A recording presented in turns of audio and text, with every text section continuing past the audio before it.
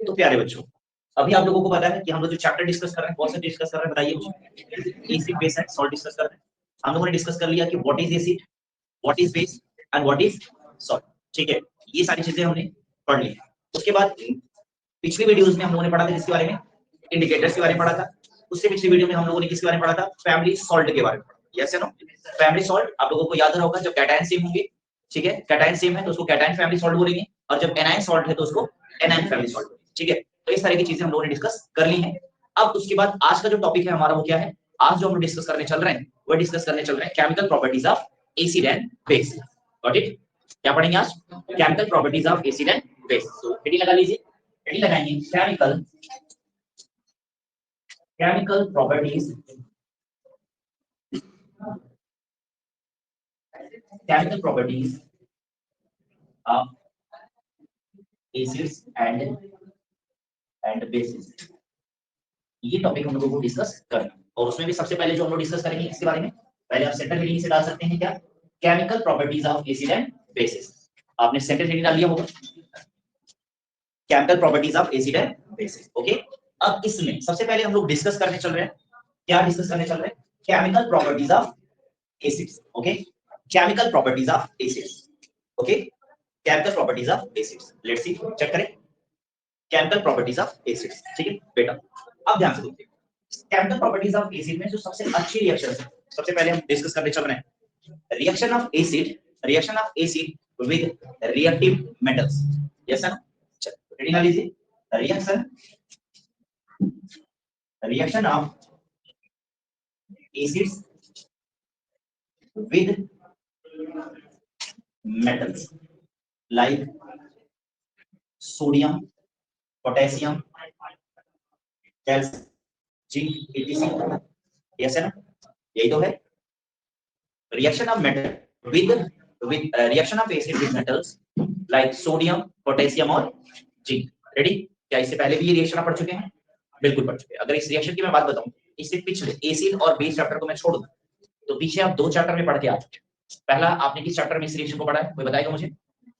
Metal and non metal में पढ़ा, ठीक है, मेटल एंड नॉन मेटल में पढ़ा था। और दूसरा चैप्टर कौन सा पढ़ा था बताइए मुझे? केमिकल प्रॉपर्टीज में पढ़ा हुआ। यस है ना, केमिकल प्रॉपर्टीज में रिएक्शन, यानी कि 2 चैप्टर पढ़ा है। नाउ ये आपका तीसरा चैप्टर है जहां पर ये रिएक्शन आप पढ़ने जा रहे हैं, reaction of acids with metal. समझ रहे हैं?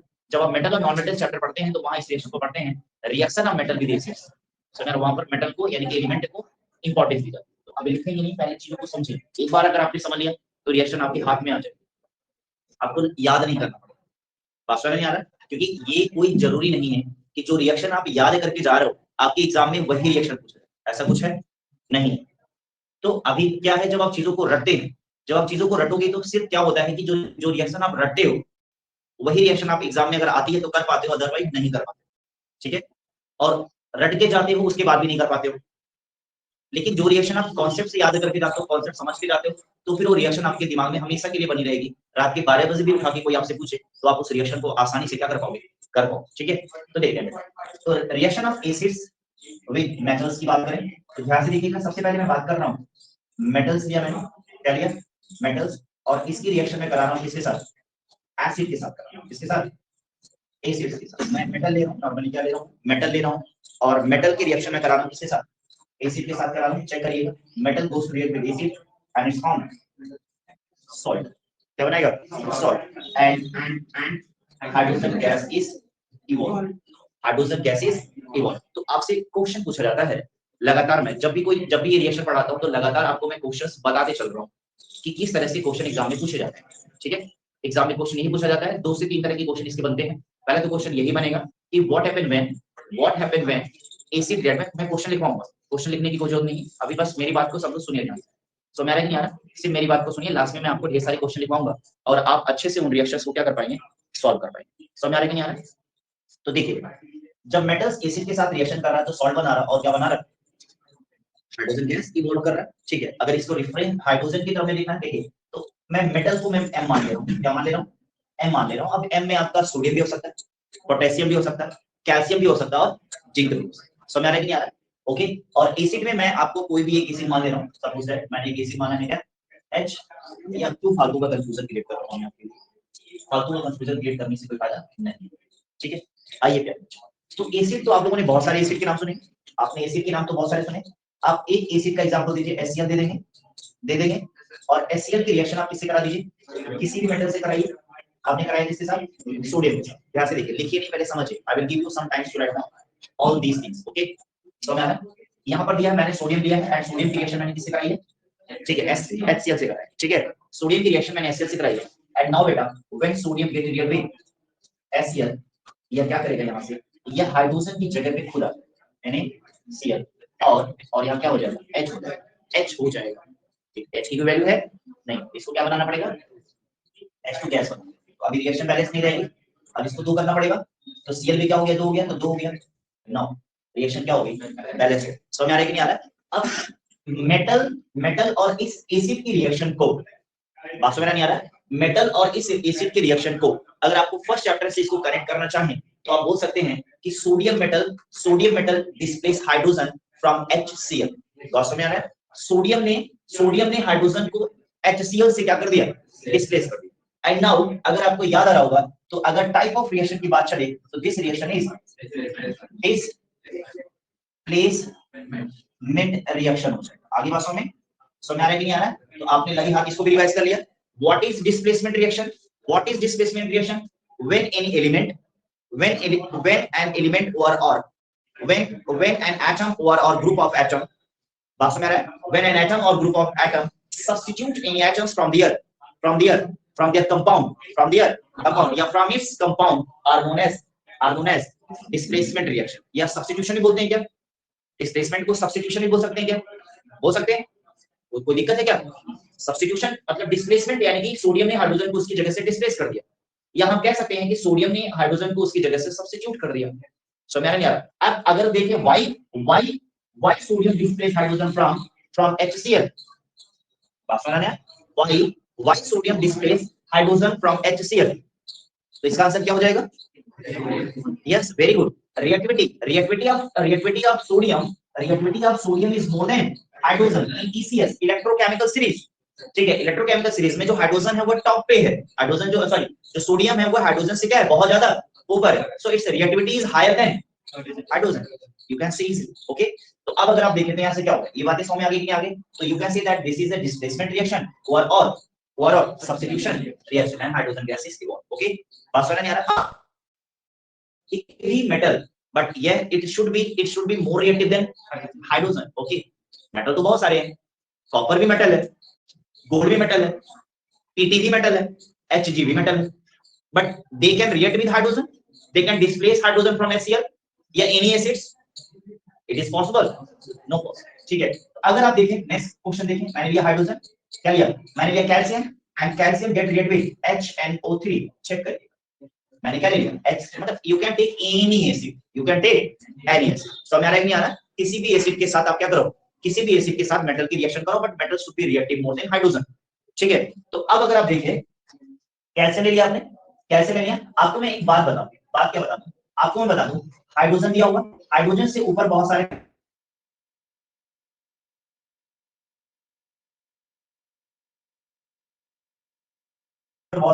और क्या है जो हाइड्रोजन को हटा नहीं सकते। हाइड्रोजन से ऊपर जितने भी एलिमेंट हैं वह क्या कर सकते हैं, हाइड्रोजन को हटा सकते हैं, डिस्प्लेस कर सकते हैं, बट हाइड्रोजन से जितने भी नीचे एलिमेंट हैं वह हाइड्रोजन को डिस्प्लेस नहीं कर सकते। मेरी बात समझ में नहीं आ रहा है? इसमें आता है, अगर आपको याद आ रहा होगा तो कॉपर आता है, और क्या आता है, Ag आता है, वेरी गुड, Ag आता है, और क्या आता है, Au आता है, Hg भी आता है, वेरी गुड Hg भी आता है, और एक एलिमेंट होता है Pt। ये सारे एलिमेंट है बेटा, copper, silver, gold, Hg, Pt cannot displace hydrogen from acids, दिमाग में क्या नहीं है? बाकी के जितने भी एलिमेंट हैं वह हाइड्रोजन को उसकी कंपाउंड से क्या कर सकते हैं, डिस्प्लेस कर सकते हैं, हाइड्रोजन को उसकी कंपाउंड से क्या कर सकते हैं, डिस्प्लेस कर सकते हैं। इतनी बातें समझ आ रही नहीं आ रही? ठीक है, देखिए इसको इवेंट में पढ़ा चुका, फिर मैं पूरी तरह से इसको क्या कर रहा हूँ, एंजॉय कर रहा हूँ, और मैं चाह रहा हूँ कि आप इसको एंजॉय करो। देखो चीजें जितनी बार आप रिवाइज करोगे, ये चीजें आपको सुनने में मतलब अच्छी लग रही होगी, या आपको लग रहा है ये तो मेरे को आता है, समझ आ रहा है नहीं आ रहा? अब ये आपको इसलिए आता है क्योंकि इस रिएक्शन को मैंने बार बार समझाया है, बार बार कराया है। तो अब अगर आप इन चीजों को रिवाइज नहीं भी करो तो भी ये चीजें आपको क्या रहती है, रिवाइज रहती है। इसी तरह से सिर्फ इस रिएक्शन के बारे में नहीं, किसी भी चीज को जब आप बार बार क्या करोगे, प्रैक्टिस करोगे, चाहे वो मैथ हो, चाहे आपका फिजिक्स हो, चाहे आपकी बायो हो, चाहे आपकी कोई भी सब्जेक्ट, जिस चीज को आप बार बार प्रैक्टिस करते हो, बार बार प्रैक्टिस करते हो, जितनी बार प्रैक्टिस करते हो, फिर वो चीज आपके दिमाग में एक ऐसी जगह पे जाती है, एक ऐसी जगह पे जाती है जहां से फिर दोबारा आपको रिवाइज करने की जरूरत नहीं है, वो हमेशा के लिए आपके दिमाग में क्या कर जाती है, बैठ जाती है। बट फर्क सिर्फ इतना है कि आपको उस चीज को टाइम देना पड़ेगा। आप क्या है, आप सोचते हैं कि सिर्फ एक बार कोई चीज आप पढ़ लें, एक बार आप कोई चीज पढ़ लें और आपके दिमाग में वो चीजें क्या कर जाए, बैठ जाए। तो ये पॉसिबल नहीं है। We are human. तो मेरा नहीं यार, हम कोई कोई बहुत बड़े वो नहीं है, भगवान नहीं है। बात समझ नहीं आ रहा, भगवान से भी गलती हो जाती है, पता चल बुलाना किसी और को, बुला किसी और को लेते। बात समझ नहीं आ रहा, ठीक है। तो ये चीजें क्या है, आपको बार बार प्रैक्टिस से ही आएंगी, बाकी कुछ नहीं आएंगी। अब आप देखिए यहाँ पर कैल्शियम लिया हुआ, अब कैल्शियम क्या करेगा, HNO3 के साथ रिएक्शन करेगा। Calcium is a metal and get red with HNO3। अब आपको पता है कि कैल्शियम इसके साथ रिएक्शन करेगा तो हाइड्रोजन को यहाँ से निकालेगा, जैसे ना। और जब कैल्शियम इसको यहाँ से निकालेगा बेटा, तो आपका क्या हो जाएगा, Ca और NO3 हो जाएगा। क्या ये रिएक्शन सही है? रिएक्शन सही नहीं है, बिकॉज कैल्शियम के ऊपर +2 का चार्ज होता है, और जब ये किसी कंपाउंड के साथ, किसी एनाइन के साथ मिलेगा तो अपना रंग दिखाएगा, और इसका रंग ये समझ आ रहा है यार। यानी कि जो कैल्शियम है NO3 के साथ गोल्ड चॉइस में जाएगा, अब इसको बोलेंगे कैल्शियम नाइट्रेट बोलेंगे। और अब अगर आप देखो तो यहाँ पर क्या हो जाएगा, H, और ये it will get converted into, okay. अब आप बैलेंस कर लो, यहाँ पर NO3 भी 2 है और हाइड्रोजन भी 2 है। अब आप यहाँ क्या कर सकते हैं, 2 कर सकते हैं ना। अगर आप देखें तो रिएक्शन पूरी तरह से क्या हो चुकी है, बैलेंस।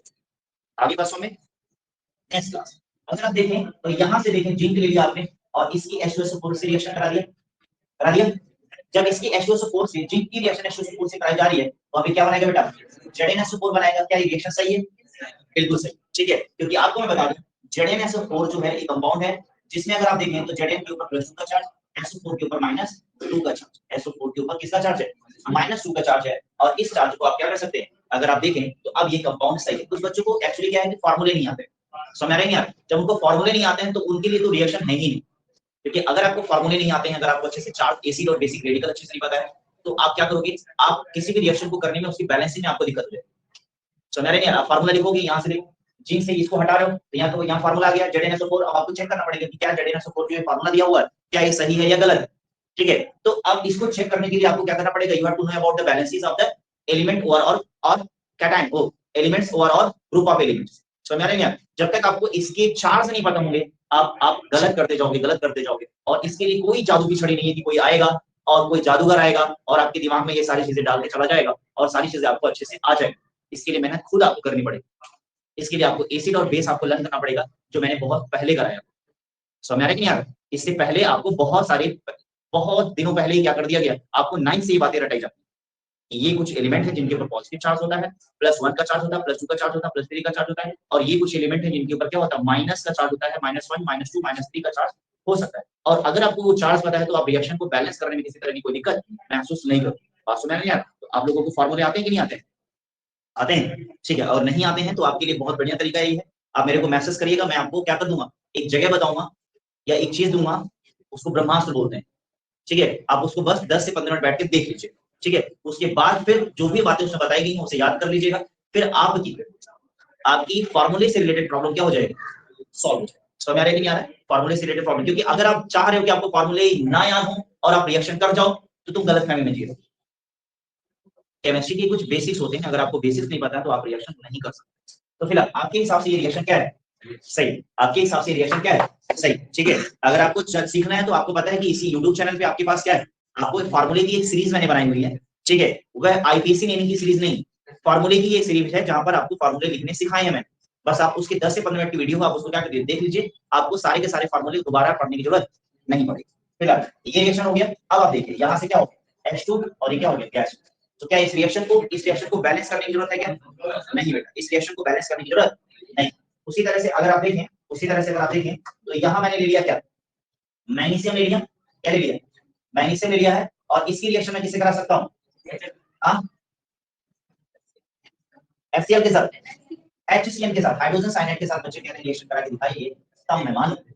समझ रहे? अच्छा, एसिडेट के साथ, चलिए कुछ अच्छा पहले इसको करा दूं, ठीक है।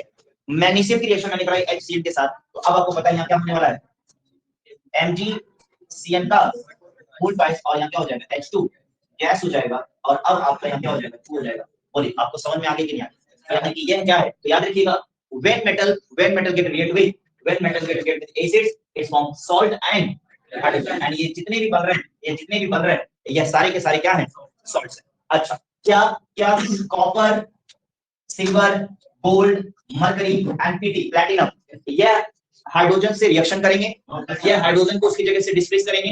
याद रखिएगा, इसके लिए क्वेश्चन एग्जाम में बनता है, ठीक है, which reaction is possible and which one is not, ठीक है। तो पहले आप इसको नोट डाउन करो, फिर मैं बताऊं, फटाफट नोट डाउन करिए। चलिए क्वेश्चन लिखिए मेरे साथ, अब फट से मेरे को आंसर करके दिखाइए।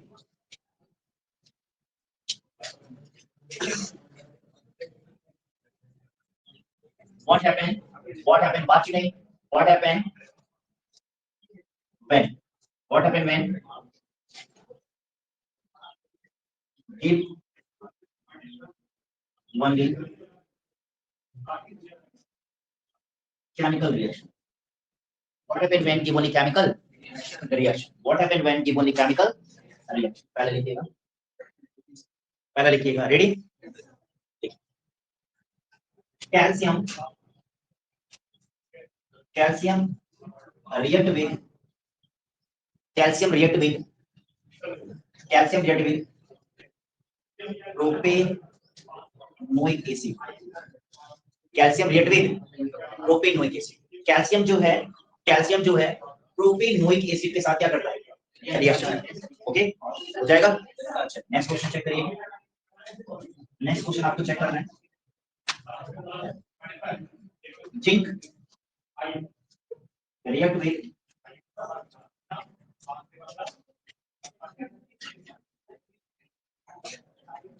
हाइड्रोजन सल्फाइड, ध्यान रखिएगा, हाइड्रोजन सल्फाइड, कंफ्यूज आइएगा नहीं, ठीक है। तीसरा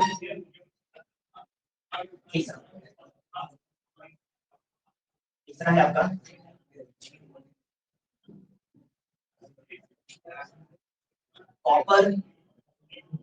कॉपर रिएक्ट विद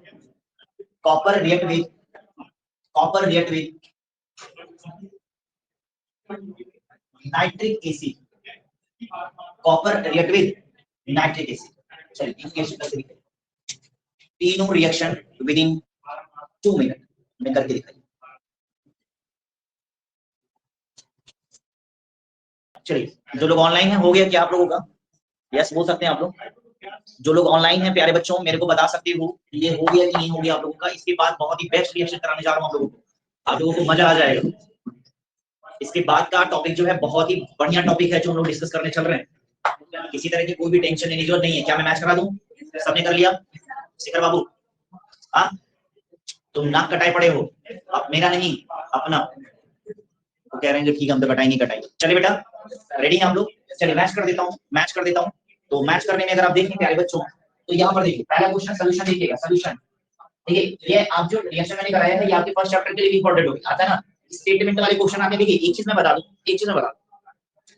तो सबसे इंपॉर्टेंट चीज बतानी हो ये बताना, ठीक है। आपको मैं बहुत सारी चीजें पढ़ाता हूँ, आपको बहुत सारी चीजें बताता हूँ, यहाँ से लेकर के स्कूल तक सारी चीजें आपको कराई जाती है, ठीक है। जब आपको पेपर मिलता है, ठीक है, तो आपको लगता है कि यार पेपर में ये कौन सा कूड़ा आ गया, पढ़ा हमने कुछ और है, आप कुछ और रहा, ये क्या है भाई, पढ़ो कि छोड़ दो पढ़ाई, समझ रहे हैं। तो पेपर का लेवल हम लगातार कह रहे हैं कि पेपर का लेवल हम ऐसे रखते हैं कि ताकि आप बार बार चीजों को और ज्यादा पढ़ो, क्योंकि ये पेपर अगर आप मेरे पेपर अगर आप सॉल्व कर रहे हो, समझ रहे हैं यार, तो एग्जाम का पेपर आपको सॉल्व करने में मुश्किल से बहुत ज्यादा टाइम लगेगा, तो 20 मिनट लगेगा केमिस्ट्री का पेपर सॉल्व करने में, समझ रहे हैं यार। मतलब ये वही वाला कहावत हो जाएगी, पता है कौन सा?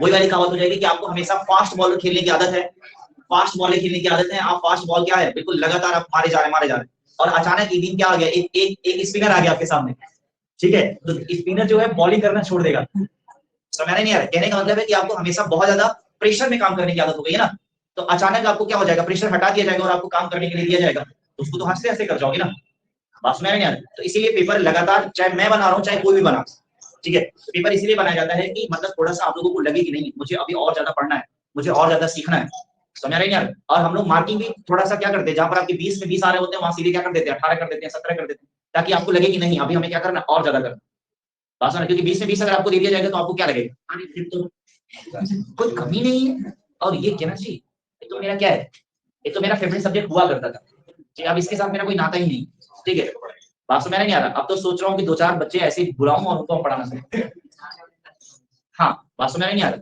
तो आपका ओवर कॉन्फिडेंस हो जाए। कहने का मतलब है कि जब आप किसी चीज को बार बार क्यों करते हैं, क्योंकि आपको लगता है कि यार इसमें परफेक्शनेस आ नहीं रही है, तो आप क्या करते हैं, चीजों को बार बार प्रैक्टिस करना शुरू करते हैं, और समझ में नहीं आ रहा, तो इसलिए ऐसा किया जाता है कि ताकि थोड़ा सा और ज्यादा मेहनत आप करो, ठीक है। क्योंकि जब आप पूरा का पूरा पेपर सॉल्व करने लगोगे, पूरे के पूरे नंबर आने लगेंगे, तो फिर आपको पढ़ने की जरूरत ही नहीं है भाई। जब आप परफेक्ट है तो उसको सीखने की कोई जरूरत है नहीं। तो फिर आगे तो यहाँ क्या दिया, कैल्शियम रिएक्ट विद किसके साथ, प्रोपीन।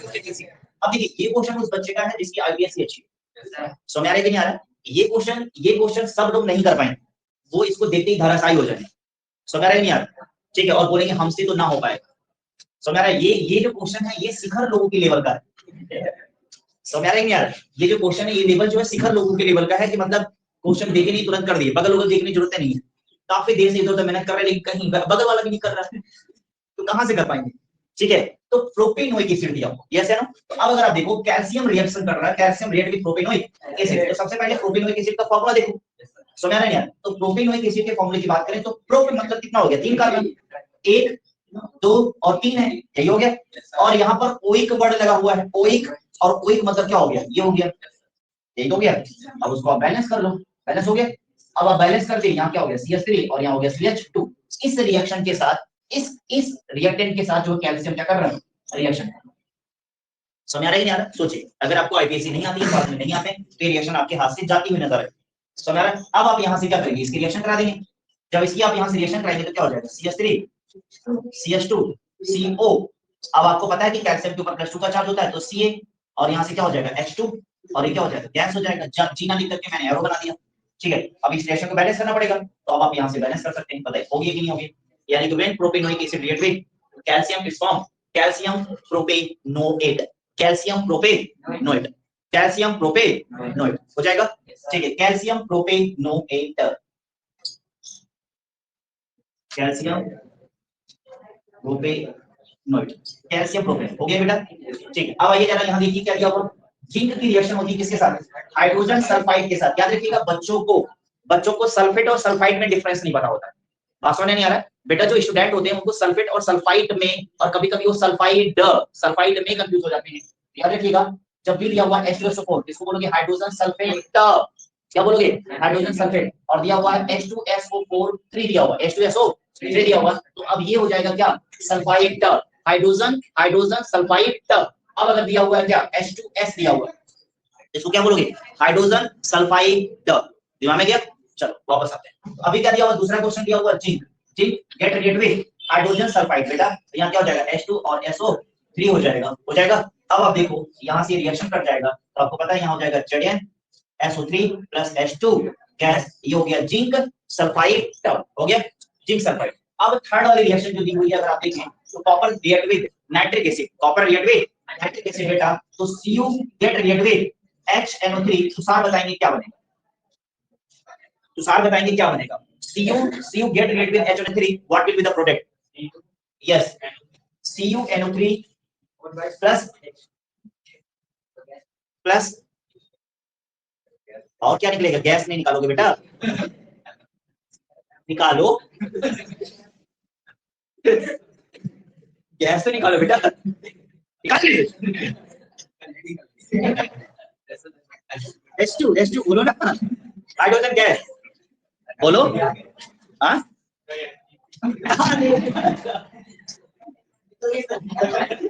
थैंक गॉड, बता रहा हूँ शिट, सर ये तो होगी नहीं, ये तो रिएक्शन ही नहीं होगी, और हम गैस के चक्कर में पड़े हुए। अरे नालायक हो, अभी थोड़ी देर पहले हमने बताया, अब बिल्कुल टक दिखते जा रहे हैं। इसीलिए मैं कहता हूँ ना, इसीलिए मैं कहता हूँ कि इस बात का कोई प्रूफ नहीं है कि आप फिजिकली यहाँ पर आकर के बैठ गए हो, ठीक है, मम्मी और पापा की वजह से। लगातार बच्चा यहाँ 1.5-2 घंटे बैठ के पढ़ता है, लेकिन अगर गेट के बाहर जैसे जाए उसको रुको जरा, उससे बोलो रुको जरा, ठीक है, तो वो भी बोलता पलट के सब्र करिए, ठीक है और बाहर जैसे ही निकलता है उससे पूछ लो कि बेटा ये जो मैंने पढ़ाया उससे छोटा सा क्वेश्चन पूछ लो, नहीं बता पाता, क्योंकि बैठा तो यहाँ है, लेकिन बैठना और सीखना दोनों अलग अलग चीज है, बात समझ में। तो पढ़ने के लिए तो देखो ऑनलाइन बहुत सारे बच्चे जुड़े हुए हैं, वो तो दूर 300-400 किलोमीटर, उसके बाद भी क्या कर रहे हैं, सीख रहे हैं। तो सीखने के लिए कोई जरूरी नहीं है यहाँ बैठना, कोई जरूरी नहीं। तो देखो पीछे से कह रहा मैं भी तो जा रहा हूँ, ठीक है, बात समझ आ रहा है नहीं आ रहा, तो ये बातें दिमाग में गई कि नहीं गई, ये बातें समझ में आ गई हैं। तो यहाँ से ये बात समझ आ गई है, यानी कि Cu की रिएक्शन किसके साथ हो रही है, HNO3 के साथ हो रही है। अब ये इसके साथ रिएक्शन नहीं करेगा बेटा, तो यहाँ पर क्या होगी, आप सीधे लिख के लिखो नो रिएक्शन। क्या लिखोगे, नो रिएक्शन। मेरी बात समझ आ रहा है कि नहीं आ रहा है, क्या हो जाएगी, नो रिएक्शन। दिमाग में गया कि नहीं गया, आसान है कि नहीं है। तो अब अगर कभी भी आपसे पूछा जाए, देखिए बेसिकली ये जो रिएक्शन है किस टाइप की थी, when metal react with acid type, when metal react with acid they always release hydrogen gas. But क्या होना चाहिए, जो एसिड है वह हाइड्रोजन से, मतलब जो मेटल आप ले रहे हैं वह इलेक्ट्रोकेमिकल सीरीज में हाइड्रोजन से ऊपर होने चाहिए। गॉट इट, आगे बढ़े, चलिए बेटा दें नेक्स्ट टॉपिक लिखते हैं, नेक्स्ट रिएक्शन लिखते हैं, reaction of acid with carbonate. किसके साथ, कार्बोनेट के साथ रिएक्शन लिखना शुरू करते हैं। रिएक्शन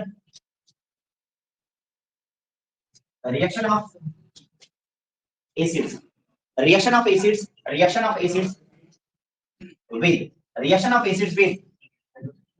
विद ध्यान से लिखिएगा, reaction of acid with carbonate और दूसरा बाई कार्बोनेट। ओके, यानी कि reaction of acids with carbonate and bicarbonate, यानी कि किसी भी एसिड की रिएक्शन किसके साथ कराएंगे, कार्बोनेट के साथ कराएंगे और बाइकार्बोनेट के साथ कराएंगे। और याद रखिएगा कार्बोनेट अकेले किसी एसिड के साथ रिएक्शन करने के लिए नहीं आएगा। कार्बोनेट, यहाँ कार्बोनेट कहने का मतलब है मेटल कार्बोनेट, कार्बोनेट कहने का क्या मतलब है, मेटल कार्बोनेट। और यहाँ बाइकार्बोनेट कहने का क्या मतलब है, यस बाइकार्बोनेट, यानी कि मेटल बाइकार्बोनेट, यानी कि हम यहाँ वर्ड लगा सकते हैं क्या, मेटल कार्बोनेट। और यहाँ क्या लगा सकते हैं, metal by carbonate, metal carbonate and metal bicarbonate. आगे बात समझ में, metal carbonate and metal bicarbonate, दिमाग में गया। चलो तो सबसे पहले अगर हम देखें, देखिए रिएक्शन को पढ़ने से पहले बहुत सारे मेटल कार्बोनेट के बारे में जान लें। जैसे कार्बोनेट, ध्यान से देखिएगा, कार्बोनेट का जो फार्मूला होता है वो क्या होता है, CO3 - 2। और जो बाइकार्बोनेट का फार्मूला होता है प्यारे बच्चों, वह क्या होता है, HCO3-। देखिए यहाँ पर CO3-2 का चार्ज है और यहाँ पर क्या है, HCO3- का चार्ज। मेरी बात समझ आ रही है, ठीक है। अब यहाँ पर मेटल लगते जाएंगे और फार्मूले बनते जाएंगे। जैसे अब मेटल में मान लीजिए आप फार्मूला लेकर के आ रहे हैं किसका, सोडियम का, यहाँ फार्मूला क्या बन जाएगा, Na2CO। अगर आप पोटेशियम लेके आ रहे थे क्या हो जाएगा, K2CO, देख रहे हैं, K2CO3। अगर आप कैल्शियम लेकर के आ रहे हैं तो CO3। अगर आप जिंक लेकर के आ रहे हैं तो CO3। अगर आप मैग्नीशियम लेके आ रहे हैं तो CO3। कमाल, इतना सारा फार्मूला हमें मिल रहा है, यस है ना। अच्छा मेरे को क्या बता सकते हैं ये कौन सी फैमिली का सॉल्ट है, वेरी गुड, ठीक है। आपने बताया कि सर ये सॉल्ट जो है, सर ये जो सॉल्ट है ये कार्बोनेट